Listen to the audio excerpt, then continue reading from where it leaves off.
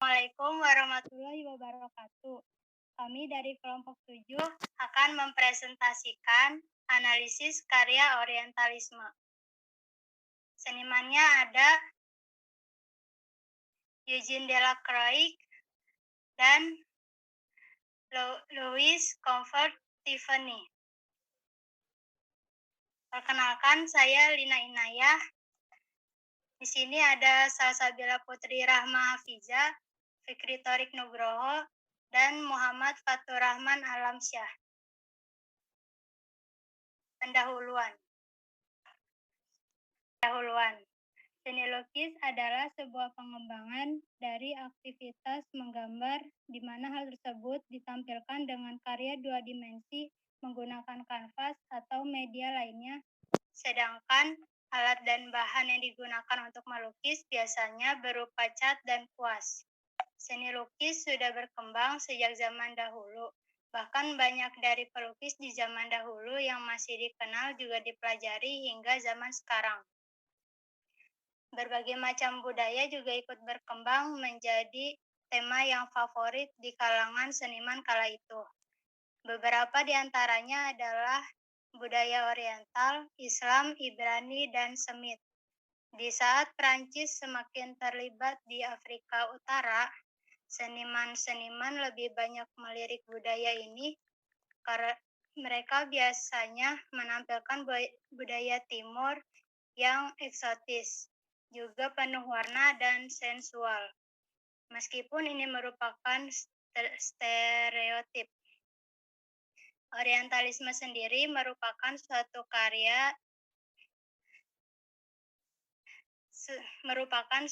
kata yang merujuk pada peniruan atau menggambarkan unsur budaya timur di barat oleh para desainer, penulis, maupun seniman. Orientalis sudah menjadi istilah tradisional bagi ahli-ahli dalam bidang tersebut sejak abad ke-19.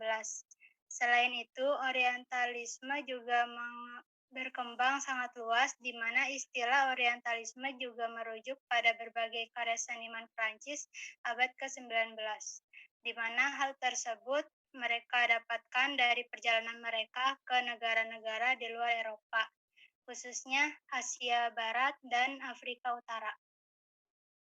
Etimologi. Di dunia ini ada berbagai macam peradaban, sesuai tempat di mana peradaban tersebut berada, seperti timur dan barat. Sebenarnya, barat dan timur tidak memiliki realitas objektif, kecuali jika dibatasi sebagai cara untuk menentukan arah angin relatif atau karena sesuatu itu barat atau ke timur itu sendiri, tergantung pada posisi orang yang melihatnya. Dan dalam bahasa Arab, kata syak untuk timur berarti terbit dan kata gerak untuk barat yang berarti terbenam. Jadi untuk timur digunakan kata masrik, tempat terbit matahari, dan untuk barat digunakan kata maghrib, tempat terbenam matahari. Namun semua hal ini bersifat relatif, tidak mutlak. Barat yang berlawanan arah dengan timur yang membuat keduanya memiliki peradaban yang jauh berbeda dengan barat. Peradaban yang berbeda jauh tersebut bukan hanya dilihat dari pakaiannya, tetapi dari bentuk bangunan, tingkah laku, bahasa, makanan, dan segalanya terlihat sangat berbeda. Jika dilihat dari berbagai hal, peradaban barat terbilang lebih maju dibanding dengan peradaban timur. Hal ini yang menjadi permulaan dari anggapan orang barat yang merasa bahwa ras dan peradaban mereka lebih unggul dari negara-negara timur. Orang barat membuat bangunan struktur sosial di timur sesuai keinginan barat. Orang barat ingin nyaman di timur, jadi mereka menciptakan dan suasana ala barat agar mereka merasa nyaman. Mereka timur itu aneh, dan yang aneh itu berbeda dengan mereka atau barat. Mereka tidak ingin timur menjadi barat atau timur harus tetap oriental, melainkan akar tradisionalnya harus digali agar tampak aneh, berbeda, dan eksotis. Inilah yang diinginkan barat. Kemudian mereka mengangkatnya dengan dalih kegiatan wisata, di mana bukan hanya untuk bersenang-senang, tapi juga untuk modal. Yang mereka inginkan adalah timur tetap berada di timur, tapi harus mengikuti apa yang diinginkan barat. Budaya oriental, Islam, Ibrani, dan Samit lainnya adalah tema favorit untuk lukisan. Ketika Prancis menjadi lebih terlibat di Afrika Utara, para seniman mulai lebih banyak mengunjungi budaya ini. Biasanya mereka menunjukkan timur sebagai eksotis, petualangan, dan sensual. Meskipun ini adalah stereotip. Wujud wanita yang bersantai sangat populer, sementara dengan adegan lain terlihat sangat mirip dengan yang setara dengan yang terjadi di Eropa modern atau historis. Eugene Delacroix. Eugene Delacroix adalah seorang seniman romantis yang hebat. Terkenal karena efek optiknya dan sapuan kuas yang intens dalam karyanya. Dia juga seorang ahli litograf terkenal, dan dia mampu membuat ilustrasi indah dari karya-karya jenius sastra terkemuka. Eugene Delacroix, seorang seniman romantis Prancis yang dipandang sebagai pemimpin sekolah seni romantis Prancis sejak awal karirnya. Pelukis Prancis abad ke-19 termasuk Delacroix menyukai timur dan gaya seni akademik abad ke-19 yang berfokus pada Timur Tengah dan Afrika Utara disebut sebagai Orientalisme.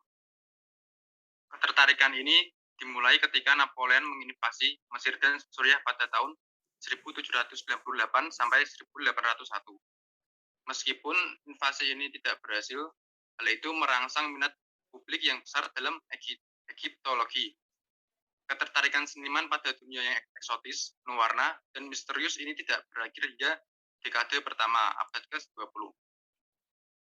Pada tahun 1832, Delacroix yang mengunjungi tempat yang sekarang Aljazair atau kemudian baru-baru ini ditaklukkan oleh Prancis dan Maroko sebagai bagian dari misi diplomatik kepada Sultan Maroko.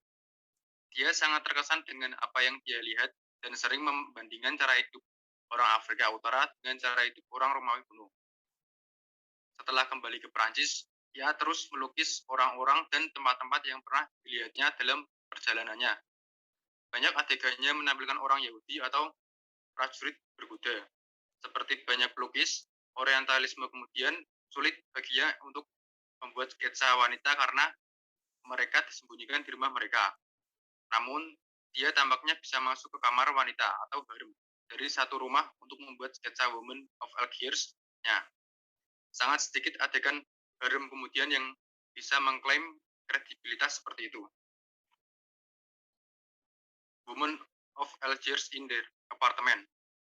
Karya tersebut menggambarkan 4 wanita yang terkurung dalam sebuah ruangan yang didekorasi dengan mewah. 3 wanita dihias dengan mewah dengan pakaian longgar dan perhiasan emas. Seorang wanita memiliki bunga merah muda di rambutnya. Wanita keempat adalah orang kulit hitam yang diperbudak yang keluar dari tempat kejadian, melihat dari balik bahu kirinya ke arah wanita yang duduk. Delacroix dengan sempurna menampilkan fitur pakaian wanita, perhiasan, dan dekorasi interior dengan sangat detail. Perhatian terhadap detail ini mengikuti dari sketsa Aljazair tahun 1832 menjadi lukisan cat minyak tahun 1834 dari pemandangan yang sama. Lukisan itu telah dipuji oleh para sarjana karena upaya penggambaran etnografinya, baik dalam bentuk perempuan yang relatif berpakaian maupun judul lukisan itu sendiri. Karena tidak memiliki istilah objektifikasi, odalisque, atau harem. Delacroix Women of Algiers tidak menggambarkan versi erotis perempuan oriental secara terang-terangan, seperti yang dilakukan seniman lain. Louis Comfort Tiffany. Karir Louis Comfort Tiffany membentang dari tahun 1870 hingga 1920-an. Dia merangkul hampir setiap media artistik dan dekoratif, merancang dan mengarahkan studionya untuk menghasilkan jendela kaca berimbal, mozaik, pencahayaan, kaca, tembakyar, pengerjaan logam, enamel, perhiasan, dan interior lainnya.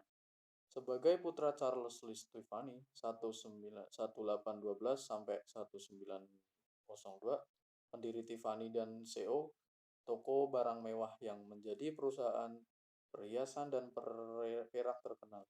Tiffany memilih untuk mengejar minat artistiknya sendiri daripada bergabung dengan bisnis keluarga. Tiffany memulai karirnya sebagai pelukis bekerja dan dia bekerja di bawah pengaruh seniman seperti George Inness 1825 sampai 1894 dan Samuel Coleman 1832 sampai 1920. Memiliki sarana keuangan, ia melakukan perjalanan secara eksekutif melalui Eropa, Amerika Utara, dan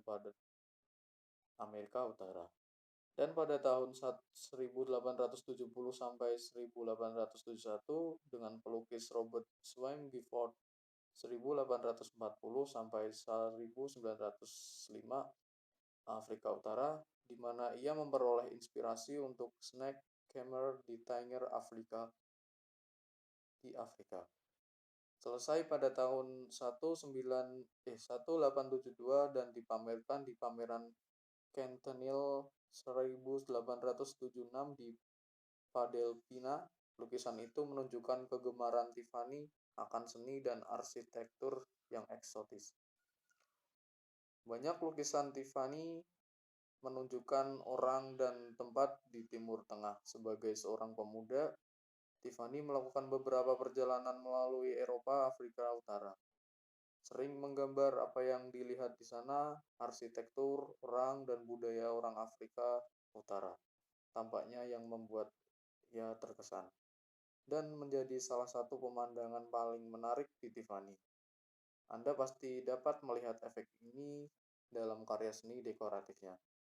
Dia hampir tidak sendirian. Pada abad ke-19, dia sering banyak seniman menjadi tertarik pada seni dari timur. Mungkin yang terkenal dari lukisan seperti La Gande dan oleh seniman Prancis Inggris. Lukisan Tiffany tentang orientalisme sangat dipuji, bahkan dia terpilih menjadi anggota. Contoh karya Tiffany berjudul Market day Oats, The Walls of Tinger, Maroko. Banyak lukisan Tiffany menunjukkan orang dan tempat di Timur Tengah. Sebagai seorang pemuda, Tiffany melakukan beberapa perjalanan melalui Eropa dan Afrika Utara. Sering menggambar apa yang dilihat di sana, arsitektur orang atau budaya orang Afrika Utara. Tampaknya yang membuat ia terkesan. Anda pasti dapat melihat efek ini dalam karya dekoratif dia. Dia hampir tidak sendirian. Pada abad ke-19, semakin banyak seniman menjadi tertarik pada seni dari timur. Mungkin yang paling terkenal dalam lukisan seperti La Gonde Odalisque oleh seniman Prancis Inggris. Lukisan-lukisan Tiffany tentang orientalisme sangat dipuji. Bahkan dia terpilih menjadi anggota Akademi Nasional di New York pada usia 23 tahun. Banyak lukisan cat air Tiffany dibuat. Keduanya mudah dibawa dan menjadi salah satu media favorit Tiffany. Dari kesimpulan artikel di atas, dapat disimpulkan ada 3 poin. Pertama, orientalisme adalah sebuah bentuk hegemoni Barat atas dunia Timur dengan membentuk opini dunia akan dikotomi Barat yang rasional, progres, maju, human, dan superior. Sedangkan Timur dianggap menjadi identitas sebaliknya, yaitu sesat, rasional, terbelakang, dan inferior. Yang poin kedua, ini bermula dari anggapan orang Barat yang merasa bahwa ras dan peradabannya lebih tinggi dari bangsa Timur. Tujuannya untuk menciptakan konstruksi sosial dunia Timur sebagaimana dikehendaki bangsa Barat. Bangsa Barat ingin merasa berada di negerinya sendiri ketika di Timur. Mereka tidak ingin menjadi Barat, namun Timur tetaplah menjadi Timur. Bahkan harus digali akar-akar tradisional sehingga akan kelihatan aneh, berbeda dan eksotik. Yang mereka inginkan adalah Timur tetap Timur, namun harus sesuai dengan apa yang diinginkan. Yang poin ketiga, dari sini kelihatan bahwa orientalisme menciptakan perbedaan epistemologi dan ontologis antara Timur dan Barat yang mengabadikan stereotip yang berwujud biner, maju barbar, berkembang primitif, unggul rendah, superior interior, dan seterusnya yang ujung-ujungnya adalah pengutupan berupa diri dan yang lain. Sekian. Saya kembalikan ke Lina. Sekian dari kelompok kami. Terima kasih. Assalamualaikum warahmatullahi wabarakatuh. Waalaikumsalam.